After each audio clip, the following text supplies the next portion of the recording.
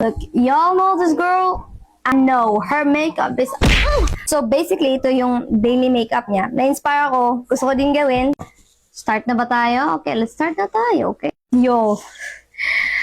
Tinitignan ko pa lang yung makeup niya dito sa mata. Nagugulan ako yun. Parang akong nag-solve ng math. I'm still trying to figure out ano yung ginamit niya. Yo, lagay lang tayo ng darkish dyan sa baba ng ating mata. And of course, yung base para sa... Ang kira. To be honest, I don't know what I'm doing. You know, I'm just doing what I can do. So, 9 PM na ng gabi kanina. Tapos, nakalimutan ko, wala palang glue. Yung fake eyelash ko. So, yung ginawa ko, nagpunta pa ako dun.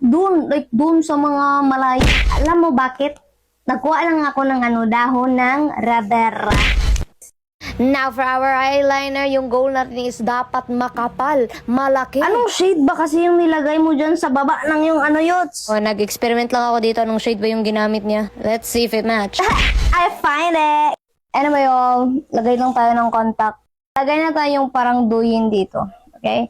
Ito yung gamitin natin, yung stick. At saka yung supposedly para sa lips. Okay? I'ma do it my way. Because if you try to do it on the other way around, like what other people usually do, it's not gonna work. Okay, lagyan na tayo ng white dito. Unfortunately, hindi tayo makalagay ng fake eyelash. Yung nangyari is nag-dry na yung rubber. Yo, but I think it's great though. Lagay lang tayo ng glitter dito. Promise, first time ko mag-contour ng nose. Usually, hindi talaga yuts. Yung may nakita ko tutorial, yung ginawa niya parang ganito.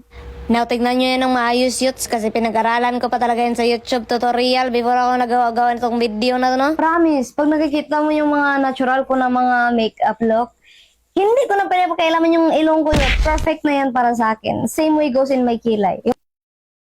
Yo, did we did it? We did it, right? Okay. Side corner of our eye. Now, for blush, gamitin natin yung kamay natin, ha? Huwag mong Okay. pahirapan sarili mo. Lagay tayo ng alum. And by the way, gi-change ko lang yung contact lens ko kasi hindi ko nagustuhan, hindi siya nag-match sa makeup. So, yun, nag-proceed tayo sa black.